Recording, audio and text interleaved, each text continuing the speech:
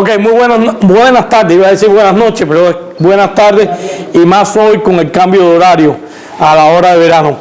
Bienvenido al Miami Hispanic Cultural Arts Center, lugar conocido como La Casona y que es un verdadero centro cultural multidisciplinario. Gracias a Heriberto Jiménez, que es el director de esta institución, por facilitarnos este espacio para presentar a Zoe Valdez, que regresa a Miami después de más de 2 años, o al menos 2 años, de su última visita a nuestra ciudad. El virus chino que tanto daño ha hecho, alejó y de alguna manera limitó el movimiento cultural acá en Miami y en el mundo entero. Sin duda alguna, la presencia de Zoe Valdez entre nosotros es todo un verdadero acontecimiento. Zoe es una mujer brillante, una mujer que siempre tiene ideas claras, con las que se puede estar más o menos de acuerdo, más o menos con diferentes, pero lo que dice tiene una solidez, tiene un peso, y su opinión siempre contribuye a que entendamos mejor muchas cosas relacionadas con Cuba, con la problemática tanto nacional cubana como mundial. Zoe es una de esas escritoras que no rehúsa de ninguna manera asumir posturas políticas, y sabe ella muy bien, porque creo que de hecho lo ha tenido que pagar un precio, que la izquierda siempre intenta bloquear a aquella gente que tiene posiciones muy en contra de las dictaduras, sobre todo la de Fidel Castro, y ella no le importa y ha enfrentado, como lo hizo Reinaldo Arenas en su momento, a esas posturas de izquierda, y ha llevado adelante una labor de opinión en defensa de la libertad. Zoe, como le he dicho en varias oportunidades ya en este momento, es una de las escritoras más importantes, una de las escritoras cubanas más importantes, y digo una de las más por aquello de cortesía, porque en realidad Zoe es hoy en día la escritora cubana más importante que tenemos en el exilio. Así, y aparte de eso, es muy trabajadora. En todo este periodo de pandemia, Zoe ha publicado 6 libros, y le voy a mencionar La Casa del Placer, con el que ganó el premio Jaén de novela en el 2019, Pájaro Lindo a la Madrugada, Algaira Editores 2000, Las Niñas Duermen del Otro Lado, editorial La Gota de Agua 2021, Poemas del Amor Indócil, editorial Berenice 2021, An Amour Grec, acto 2021, y Cachita, publicado por nuestro querido amigo y compatriota Ángel de Fana en Roger Printe. Este es el libro Cachita que hoy Ángel de Fana ha traído y que ha regalado a cada uno de ustedes. Es un libro que es un obsequio que ha hecho Ángel de Fana para que conozcamos este libro, que es un guión cinematográfico que ha hecho Zoe con esta foto muy acorde al tema del guión, y en el sobre está incluido un sobre. En el libro está incluido un sobre que Ángel dice que quien quiera hacer una donación puede hacerlo, y que ese dinero irá para los presos políticos que están en Cuba. El libro es gratis, pero su contribución será muy apreciada para los escritores, para los presos políticos que están en Cuba. Quiero señalar que la vida cultural que recién comienza a tomar el ritmo, la actualidad cotidiana cubana y las consecuencias nefastas de la invasión rusa a Ucrania son algunos de los temas con los que seguramente vamos a conversar hoy todos nosotros con Zoe Valdez. Y quiero leer brevemente unas notas que he hecho de cierta posición del Pen Club. Dice: siempre se dice que cualquier tiempo pasado fue mejor, pero nuestro tiempo es el peor, aun cuando otros que vendrán asumirán su época como la más terrible. 3 aspectos marcan para nosotros, los cubanos, nuestro presente inmediato. La pandemia china, que todavía sigue causando estragos, con 453 millones de casos en el mundo y más de 6 millones de muertos según el cómputo de la Universidad Johns Hopkins. La guerra imperialista desatada por los comunistas rusos, que son los que están en el poder en la Rusia de hoy, contra Ucrania, marcan el presente inmediato y nos está llevando al mundo al borde de una tercera guerra mundial. Y la obstinación del castrismo y su designado por someter al cubano y mantener a la isla en la miseria más atroz y en el total falta de libertad. O en estos días se ha conmemorado los 60 años de la instauración de la libreta de razonamiento, así que hace 60 años se limitó y todavía sigue. ¿Qué acontecimiento? Sí, qué acontecimiento. Y sobre la invasión rusa, el PEN Club de Escritores Cubanos en el Exilio se pronuncia contra la guerra. Pedimos un alto al fuego, que sabemos que no ocurrirá, y clamamos por la paz, que nunca ha existido. Pero lo hacemos porque la muerte, la desolación y la inmigración no deben seguir marcando la vida de millones de seres humanos en el mundo. En el marco cubano, nuestro PEN Club levanta su voz constantemente en los foros internacionales, del PEN Internacional y en los encuentros de los centros PEN de Latinoamérica por el derecho de los cubanos a la libertad y a tener una vida digna.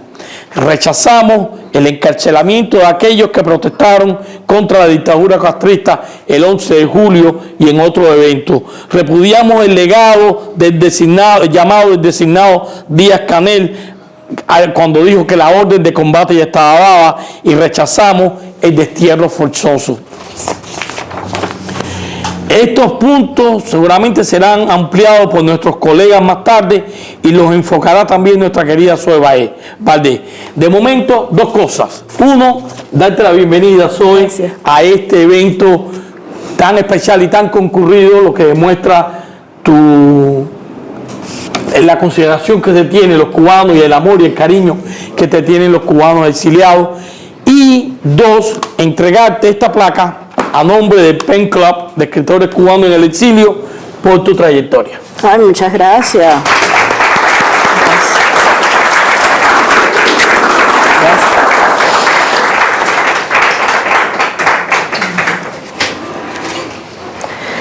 Ahora me emociona esto, gracias. Me emociona. Bueno,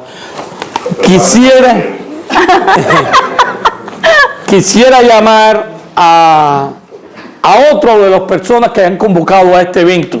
Este evento se hizo en unión entre Plantados hasta la libertad y la democracia, hasta la libertad y la democracia en Cuba, que dirige Ángel de Fana, y por Patria de Martí, institución que preside Julio Chilling. A Julio Chilling es el que vamos a invitar a que venga aquí para que le dé unas palabras y converse brevemente con Zoe antes de continuar. Sí. Amigo Luis, te doy la bienvenida porque estabas de visita, pero yo tengo entendido de que ya, si no estás permanentemente, deberías de estar, y yo creo que te vamos a tomar aquí un referéndum para que te mudes para acá, a la capital del exilio cubano, que... Bueno, mi alma vive aquí desde hace mucho rato. ¿Qué lugar más propicio? Mi alma está aquí con ustedes, mi alma está aquí con Lidia Cabrera, con todos los grandes escritores. ¿Dónde está Joséito? José Abreu Felipe, todos los grandes escritores que viven en este exilio de Miami, que han hecho este exilio de Miami inmenso, grande, con su obra. Y otros, Juan Ramón Jiménez, todos los grandes que han vivido en esta ciudad. Y siempre lo digo que cuando llego aquí es una alimentación directa al alma y una alimentación también a la alegría, porque la alegría en medio de todo esto de lo que ha hablado Luis de la Paz, que estoy absolutamente de acuerdo, es una constante referencia del cubano de resistencia, y eso también se siente aquí y se insufla cuando uno llega, pues uno se va con las pilas puestas. Pero es que tú siempre, como tú bien dijiste, has sido parte de esto, y agradezco enormemente a Luis y a Ángel por hacernos parte de esto. Mira, la cultura tiene una relación simbiótica con la política. Eso es inevitable. Es una mentira que... Uno de tus libros habla de eso. Sí, efectivamente, pero es que la práctica es la realidad. La gran diferencia es esta. En regímenes dictatoriales, particularmente lo de dominación total, la cultura está al servicio del poder dictatorial. Es su rehén, su brazo de propaganda. En democracia, la cultura tiene el papel de reforzar los valores para mantener institucionalizado la base necesaria. Pero en el caso de cuando hay una nación cautiva y hay un exilio, la cultura adquiere una característica y una responsabilidad diferente, la de luchar para promover caminos de liberación. Y eso, mi querida amiga, es algo que tú siempre has defendido y has hecho. Eso, yo te puedo decir de lo que tú has escrito cuál es mi preferida. Pero lo importante es que en cada tema ha estado Cuba, la defensa de la libertad y un rechazo a acomodarte con los intereses que han servido y que siguen sirviendo el castrocomunismo a través de todo el planeta. Y eso, mi querida amiga, para mí es el premio, el galardón más grande que tú tienes, porque es grande la tentación de ser un cortesano, un escritor cortesano de un régimen dictatorial, particularmente un régimen comunista. Así que, Patria de Martí, te entrego un premio que dice por tu contribución a la literatura cubana. Pero quiero que se sepa que la realidad es que tu contribución a la literatura cubana es una contribución a la libertad de Cuba y a la moralidad vertical de no claudicar ante las presiones para ceder espacios que nunca se pueden ceder. Gracias. Gracias.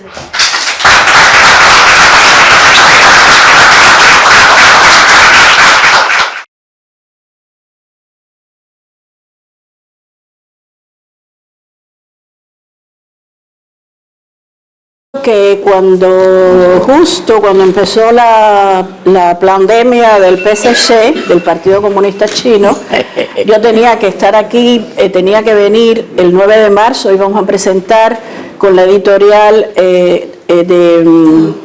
del premio de Jaén de La Casa del Placer, incluso la que estaba haciendo todo el trabajo de comunicación era Nitsi Grau, a quien yo no sé si está aquí, pero quiero mucho porque es muy excelente trabajadora.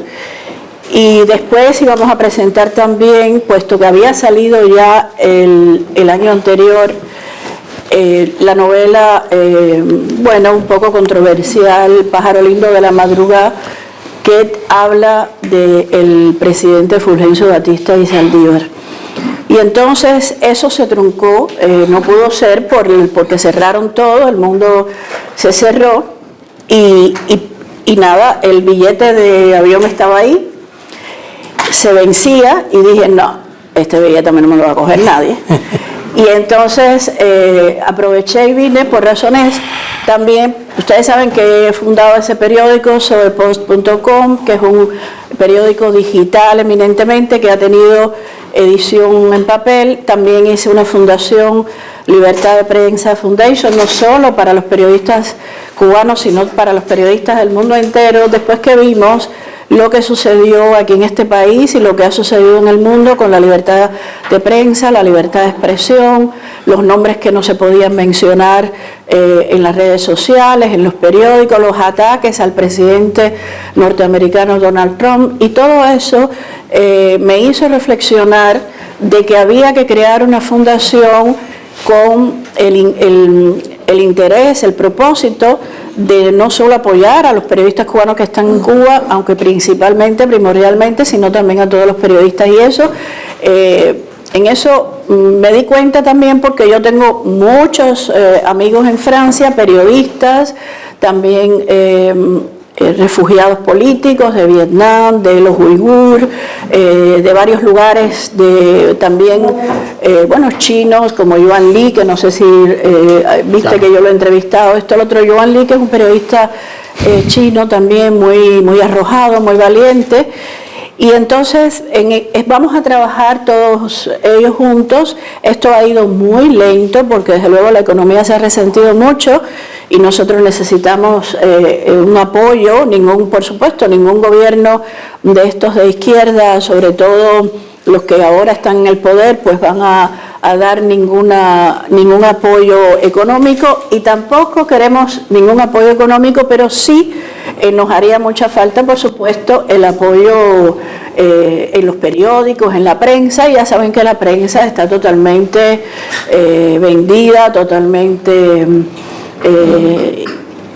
no es prensa, sencillamente, es otra cosa, es son como cotorras, loros que repiten lo que más o menos van copiando. Además todo el mundo copia y pega, o sea que es una cosa espantosa, y eso es una de las cosas que yo quería hacer. Y uno de los encuentros que voy a tener aquí personales, aparte de los que ya he tenido con Plantados, con Ángel de Fana, con los amigos que están algunos aquí, es pues desarrollar esa estrategia para que la fundación tenga más visibilidad. Y ya hay mucha gente interesada, entonces, y gente que ni siquiera tiene que ver con la prensa, y eso es importante, creo. Pájaro Lindo de la Madrugada levantó ciertas polémicas.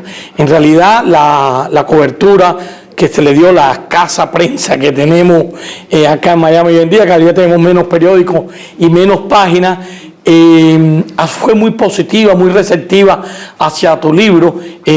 ¿Dónde encontraste mayor reticencia hacia Pájaro Lindo? Sí, bueno, mira, por ejemplo, en Francia, que salió en una muy buena editorial,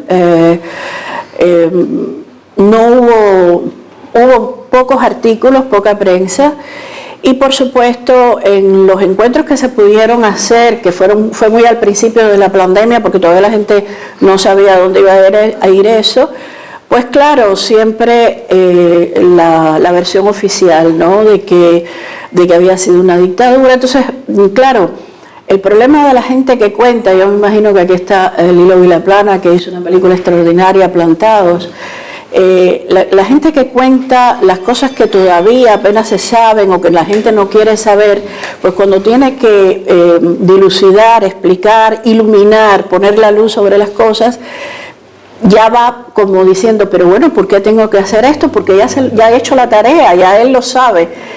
Y tienes la sensación de que estás perdiendo un poco el tiempo, pero yo creo que no. Yo he aprendido a ser muy paciente. Ya con 62 años he alcanzado un nivel de paciencia que mi abuelo chino, por cierto, hubiera envidiado.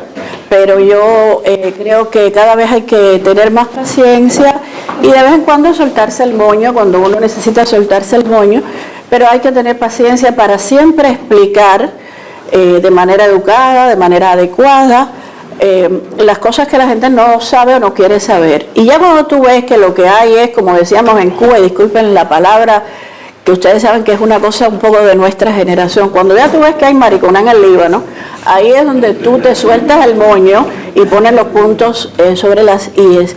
Eso ocurrió con Pájaro Lindo de la Madrugada. En España tuvo muy buena prensa. En España incluso tuvo, a través de que era lo que se podía hacer, de los encuentros digitales por Zoom y todo eso, tuvo encuentros con muy buenos periodistas. Yo mencioné en mi introducción que has publicado varios libros en estos años. ¿A qué dedicaste, aparte del Zoe Post y de las presentaciones online, a qué dedicaste literariamente el periodo de encierro en tu casa por la pandemia? Bueno, es que a mí, mira, fíjate, a mí la pandemia no me traumatizó tanto, porque yo cada vez estoy más encerrada, o sea, yo cada vez soy más antisocial. Y a mí me vino muy bien porque yo pude trabajar muchísimo en cosas que tenía ya estructuradas en mi mente. Y claro, como todo el mundo, pues los proyectos que tenía, que eran los proyectos que te hacían, pues los que te dan de comer, pues eso se cayeron y eso te golpea la economía. Pero yo, desde el punto de vista de trabajo, siempre tengo trabajo donde quiera que esté y está Putin bombardeando y yo estoy escribiendo una novela. Seguro. Es una forma de resistencia que tenemos. Claro. Ustedes también. Además, la función de un escritor es escribir. Exacto. E incluso, mira, te voy a decir, tú has creado una editorial que lo felicito porque es una editorial que está teniendo y además tiene unos títulos extraordinarios en la teje. Y cada vez que yo veo un libro de Joséito que sale, José Abreu Felipe, tuyo, de otro, de aquí más, fíjate que me tiro de cabeza a Amazon, a donde sea, a comprar el libro, porque forma parte de lo que uno necesita para alimentarse, para ponerse al día y para sobrevivir a todo esto. Y eso es el arte, eso es la literatura, para mí. Sí, claro. Amado, no, es una de las maneras que uno tiene de enfrentar a su enemigo, que en este caso es la dictadura, a través de la literatura, aun cuando puedas escribir sobre Cézanne o Gauguin o quien sea, ahí está tu mundo, el que tú has padecido. Yo hace un tiempo hablando con Julio, ¿dónde está Julio? No se mete Julio, ahí está. No sé si te acuerdas de eso. Cada libro, cada novela, yo es lo que es, incluso si es una historia de amor, incluso si es una historia sobre Gauguin o sobre quien sea, yo siempre le doy la vuelta para que sea un machetazo en el centro del cráneo de Raúl Castro. Siempre. Ese es uno de mis objetivos literarios. No, me parece muy bien, además es nuestra venganza, ¿no? Yo soy la Dexter de la literatura.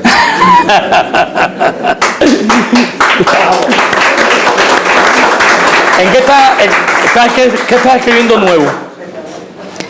Bueno, yo ahora estoy haciendo trilogías. Tú sabes que Reinaldo Arenas nos hizo... Pentalogías. Sí, pero nos metió en esa onda, ¿no? Entonces yo ahora me he dedicado a las trilogías. Bueno, tengo la trilogía de Remedios Varo, que empezó con Remedios Varo, la pintora surrealista catalana, que siguió con Dora Maar, artista argentina que fue amante de Pablo Picasso durante 10 años, que de ser de izquierda se convirtió totalmente a la derecha y murió muy de derechas y de una manera muy extraña, ¿no? Y la tercera parte de esa trilogía, que está empezada pero no he podido terminarla por un pequeño detalle íntimo que me falta, es Lidia Cabrera. Son 3 mujeres que sí se conocieron las 3 durante la Segunda Guerra Mundial en París, coincidieron después y las 3 aportaron muchísimo desde cada una desde una desde su cubanía, la otra desde su parte croata argentina, la otra desde su parte española catalana, aportaron muchísimo a la cultura francesa, porque siempre se habla de lo que aportaron, Picasso, el otro, y sin embargo de esas mujeres que le dieron mucho también a esos hombres, pues se habla muy poco. La segunda trilogía sería la que empezó con La Bestia, la ficción Fidel, que salió publicada en el 2008 por Planeta, y siguió con Batista, y la tercera, que es la tercera persona importante en nuestra historia, porque son 3 personas importantes. Empecé con La Bestia, con el demonio, seguí con el que todos veían como un demonio y no lo era, y voy a ir, no puedo decir el nombre, pero claro, voy a ir de lo sublime, de lo ridículo a lo sublime. Okay. Al revés. Y ya están empezados esos libros. Uno dice que de Lidia está casi terminado. La tercera parte, el de Lidia está, tiene una primera versión, pero no es la definitiva todavía porque me falta un dato. Y el otro, estoy en la segunda versión me faltan solo 2 o 3 cartas que tengo que ir a la Biblioteca Nacional François Mitterrand para poder conseguir, porque son documentos que se mandan a buscar a otros lugares. Ellos por estas cosas digitales que hay ahora te permiten consultarlos, pero son documentos que no se pueden consultar fácilmente. Entonces, para ir a la Biblioteca Mitterrand hay que pedir 3 días, y esos 3 días tú tienes que usarlos. Si tú vas un día y después, entonces ya lo que estoy haciendo es juntarlo todo para meterme 3 días ahí con una colchoneta, como me imagino que quieren ellos, ¿no? Pero bueno, lo haré. Seguro. Tú vives en Europa, vives en París, o sea, estás cerca de la guerra, de esta guerra espantosa que ha desatado Putin contra Ucrania. ¿Cuál es, ya más allá de los gobiernos, el estado de opinión entre las personas que tú conoces y con las que tú hablas sobre lo que está pasando?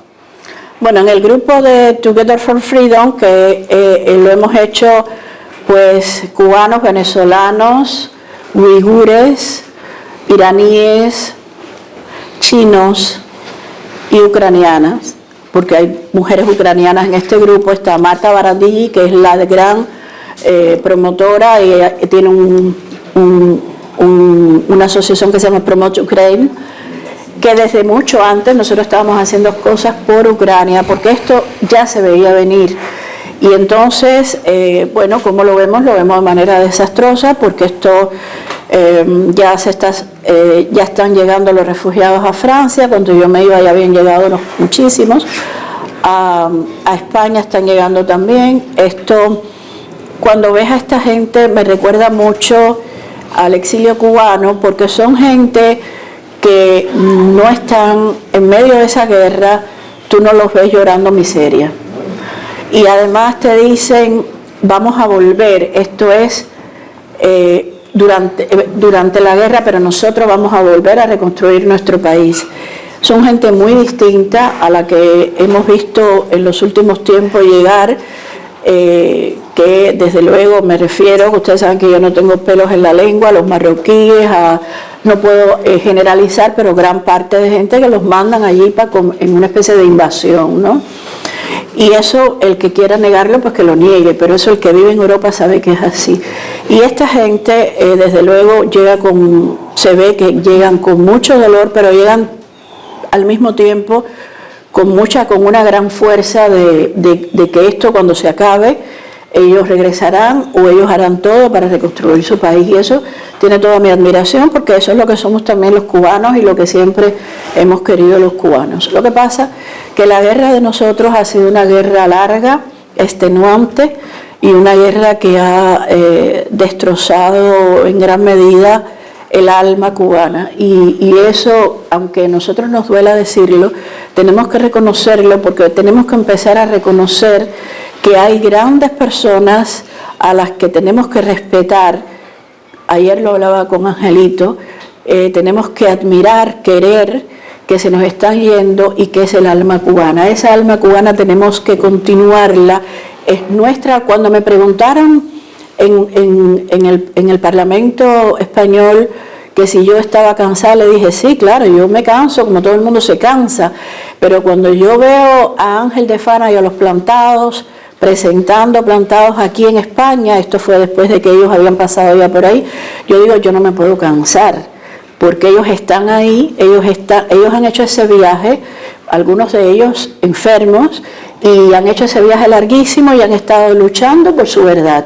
Y nosotros tenemos que luchar por la verdad, por la libertad y por la compasión en el mundo, para que a nosotros se nos devuelva la compasión y se nos reconozca el sacrificio que ha hecho el pueblo cubano, que no ha sido reconocido nunca por nadie.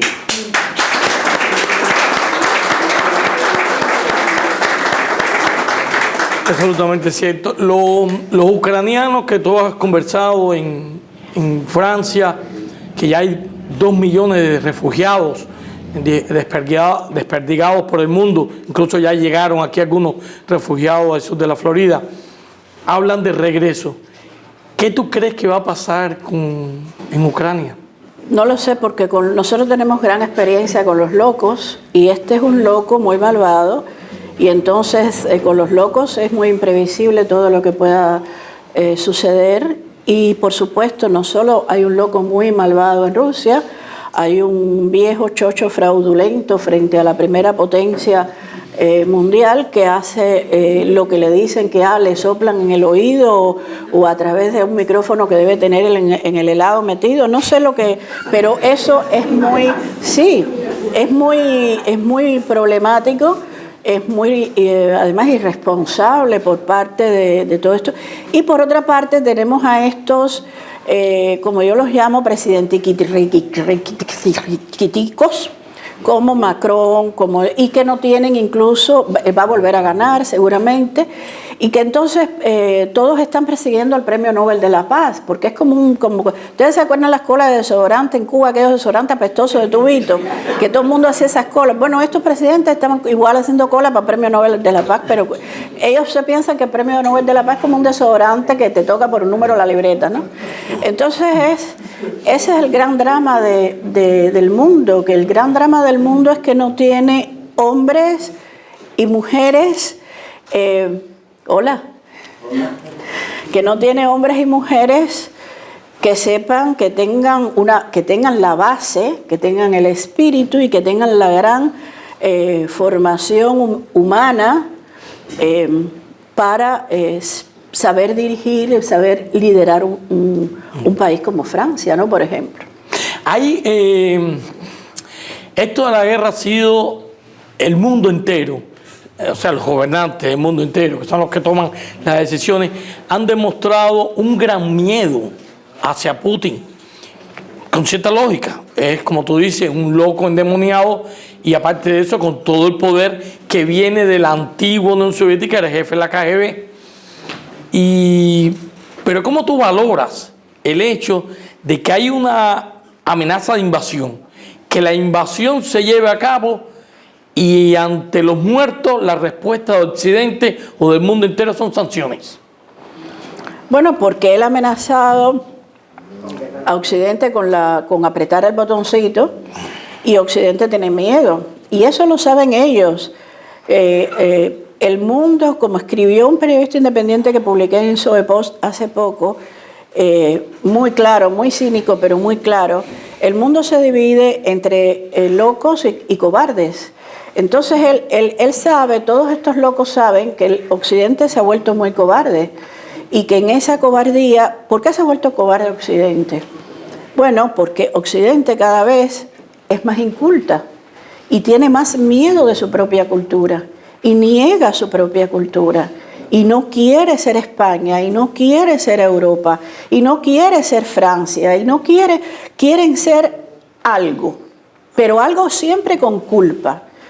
Y entonces, ¿culpa de qué? Ayer incluso hablando con alguien me dijo el imperio español. Bueno, yo siempre remito a leer Imperofobia porque es un libro muy necesario para entender que ese imperio español le dio una gran cantidad de ventajas a personas en el mundo que necesitaban de esas ventajas y que ese gran imperio español le dio una cultura, un idioma y le dio unas referencias importantísimas al mundo de las que nos hemos beneficiado generaciones y generaciones y hemos construido, hemos hecho naciones con eso. Entonces, si vamos a seguir con esa bobería de que ay, somos culpables de esto, ay lo otro, la cosa de la cultura de la cancelación nueva, que no es más que incultura y desinformación, pues todo eso nos lleva a un nivel de cobardía y de complejos que no resuelven absolutamente nada, y de eso se aprovechan estos locos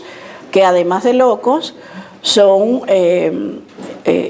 gente con un hambre de poder extremo. Putin es, todo el mundo ha dicho, hoy hablaba yo con mi amiga Neidon Zeta y ¿cómo van a decir que es el zar? Putin no tiene nada de zar. Putin es Stalin con Iván el Terrible. Pero ¿alguien sabe quién es Iván el Terrible? ¿Habrán leído? ¿Alguien sabe? O sea, y yo creo que un día hablando con una amiga de mi hija, claro, mi hija, como se le ha ido enseñando, pero una amiga de mi hija, yo le estoy explicando de Stalin, porque habían puesto unos documentales sobre los dictadores y sus vidas íntimas. Y ella me decía, pero yo no sabía quién era Stalin. Stalin. Y yo me quedé, porque como una persona que tiene 20 años no va a saber, en la escuela no le enseñaron quién era Stalin. Sin embargo, saben de manera equivocada quién es el Che Guevara. Y ya yo te he contado, no sé si fue a ti o a Joseito, que un día me viene Luna de la escuela, mi hija era chiquita todavía, y me dice, mamá, la escuela todo lo que tú dices de Che era bueno. Me fui a poner el zapato, y fíjate como el nivel de cosa que me entró, que cuando llegué a la escuela llegué con un chozón, con una chancleta en un pie y el zapato en el otro. No me dio tiempo a ponerme el otro zapato. Y ahí metí el escandalito que hay que meter, porque no se puede, ayer lo hablábamos también con unos amigos, no se puede dejar más la educación y las escuelas en manos de los locos, de los extremistas y de los que quieren destruir el verdadero sentido de la existencia y de la vida, que es la libertad. Seguro. La amiga de tu hija Luna no sabía quién era Stalin, pero estoy seguro que sí sabía quién era Hitler. Seguro. Ah, seguro, claro. Ahora, y por ahí viene mi pregunta. Los judíos se encargaron, tras terminar la guerra mundial, de hablar continuamente y recordar día a día, sin descanso, el horror del nazismo y el horror del fascismo. Sin embargo, los víctimas del comunismo, cayó el comunismo, y los que a la postre quedaron en las posiciones de poder fueron las mismas personas que eran parte del aparato político en esas naciones comunistas. No tiene el europeo del este, que estaban bajo la órbita soviética, mucha responsabilidad en ello. Claro, hay una responsabilidad también de aclaración histórica, porque claro, todos sabemos el papel de Stalin, de los aliados en la Segunda Guerra Mundial contra el fascismo, contra el nazismo, y lo que no se podía era subrayar únicamente eso, darle solamente importancia a eso, porque en nombre de lo otro, pues también hubo y hay, y todos lo sabemos, más de 100 millones de víctimas del comunismo, ¿no? Entonces, eso es lo que hay que siempre imponer y poner en la balanza que nos corresponde, porque nosotros tenemos... yo hace tiempo vi a una presa política y entendí lo que me estaba diciendo. Yo no soy víctima porque yo no quiero ser víctima, y eso es muy valiente decirlo por parte de una presa política, pero y también en una ocasión Osvaldo Payá, recuerdo que cuando le dieron el premio Sájarov en Le Nouvel Observateur en París, él dijo, yo no creo que se deba, y después miren lo que pasó, ¿no? Que se deba dar la facilidad de pensar que somos, usar el victimismo, y no es usar el victimismo, claro, no. Es decir la verdad frente a otras verdades y a otras mentiras, porque se ha mentido mucho con las víctimas de otras dictaduras latinoamericanas y e incluso española, y nadie ha querido rectificarlo, y nadie ha querido decir, un momento, esto no fue así, sino que se han ido por la parte fácil de la condena, incluso si en algunas ocasiones ha sido mentira, porque ¿qué importa? Eran dictaduras de derecha, y frente a eso pues hay que incluso si se dice una pequeña mentirijilla, pues no importa, pero en este caso no, porque nosotros estamos contando la verdad. Claro. El comunismo, cuando cayó el muro de Berlín, cuando se moronó el llamado campo socialista, por favor, cuando se moronó el campo socialista, se establecieron gobiernos con cierto carácter democrático, con democracia, como en la misma Unión Soviética, que se convirtió en Rusia con Yeltsin. Después se pusieron límites a los términos electorales, en China también. Mientras ellos reestructuraban, después de la muerte de Mao, ¿no? En el caso de China, mientras ellos reestructuraban su mecanismo para volver a poner en esas posiciones a las personas que después volverían a cambiar las leyes para que pudieran reelegirse sin inconveniente, como ha ocurrido en China y como está ocurriendo en Rusia, que tienen al frente del gobierno a un señor enloquecido que era la KGB y que está llevando el mundo a la guerra. Puesto por Yeltsin. Puesto por Yeltsin también. Puesto por Yeltsin. No sabía. Él es una muñequita de Yeltsin, entonces, por supuesto, eso es una continuación que es, hace mucho tiempo, hablando con un escritor que había vivido en Rusia en la época soviética, y había conocido Cuba, dijo, el miedo mío, y creo que es lo que va a pasar y es lo que estamos viendo, es que el cambio que va a haber en Cuba será muy parecido al que hubo en Rusia. Entonces, yo en aquel momento incluso hasta le discutí porque yo no estaba muy de acuerdo, pero ahora cada vez estoy más de acuerdo que va a ser desgraciadamente así, lo estamos viendo. Quiero preguntarte también sobre la situación en Cuba. Cuba es un caos.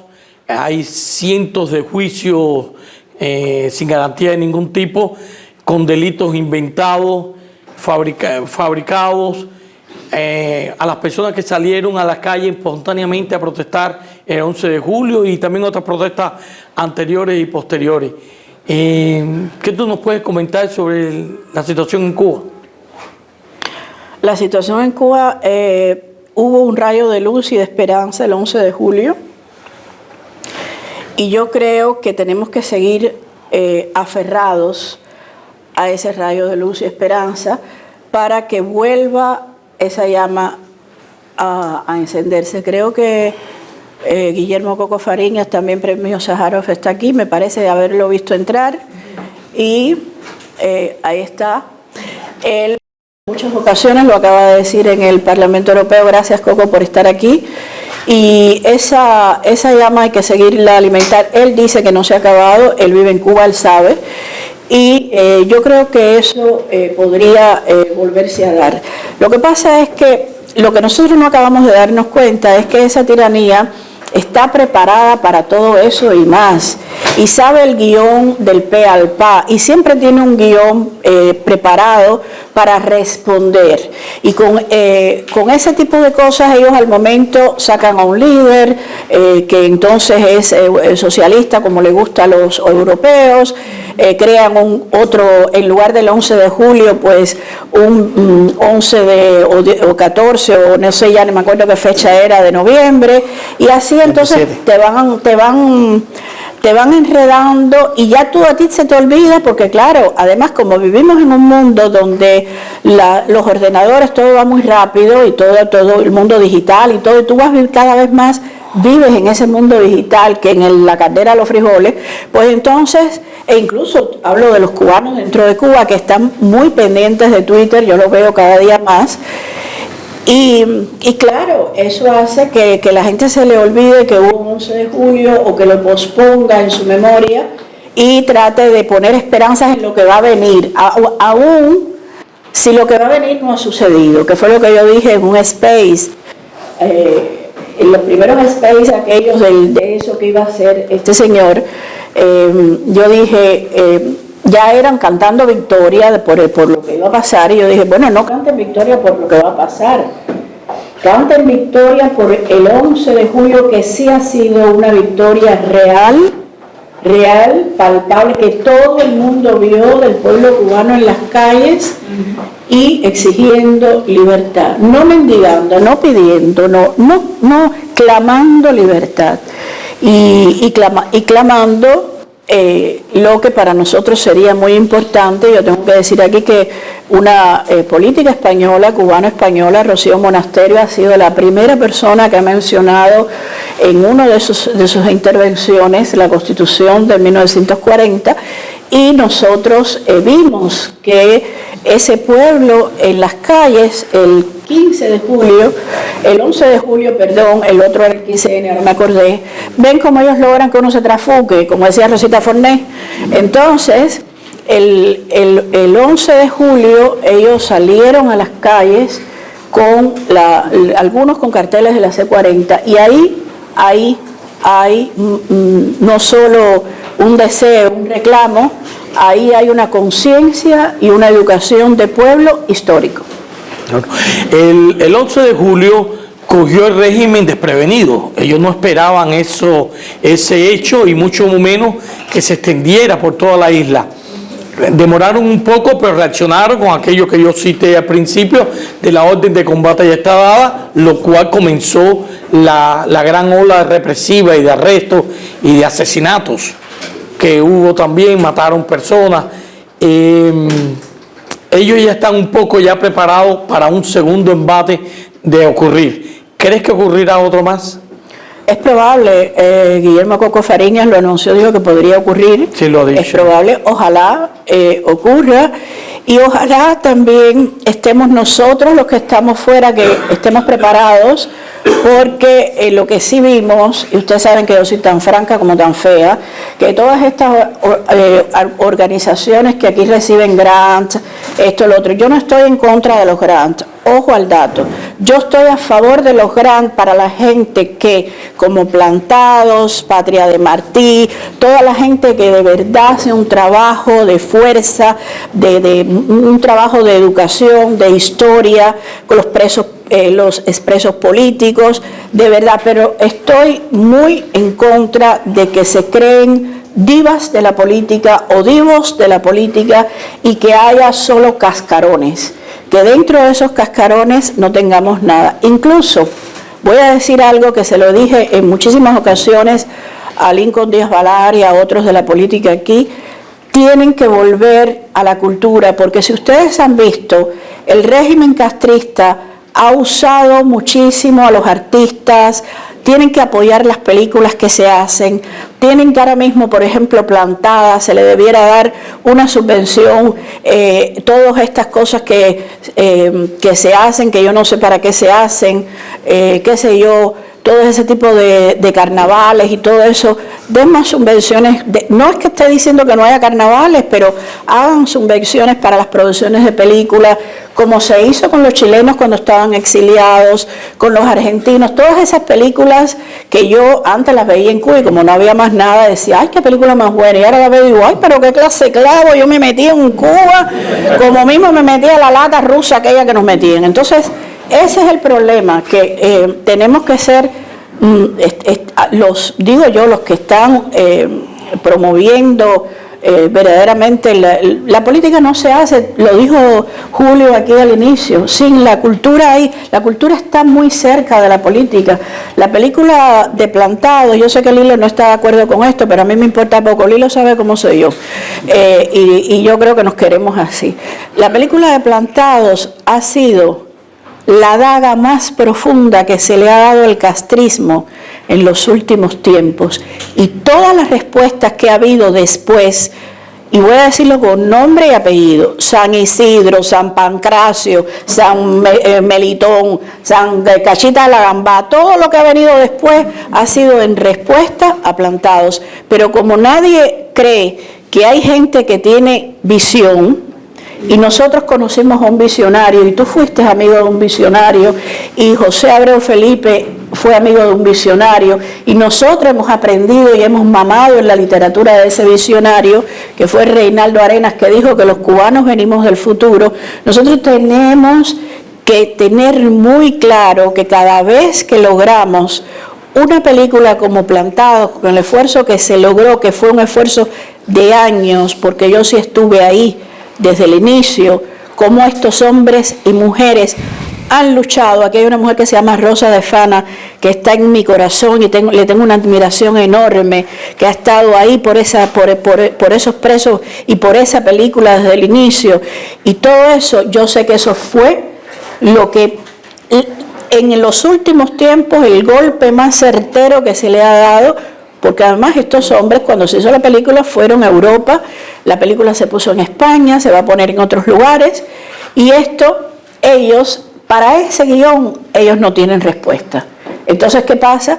Que ellos al momento crean el guioncito que les conviene a ellos, para ellos poner el guión que ellos tienen preparado, porque para el guioncito ellos sí tienen respuesta.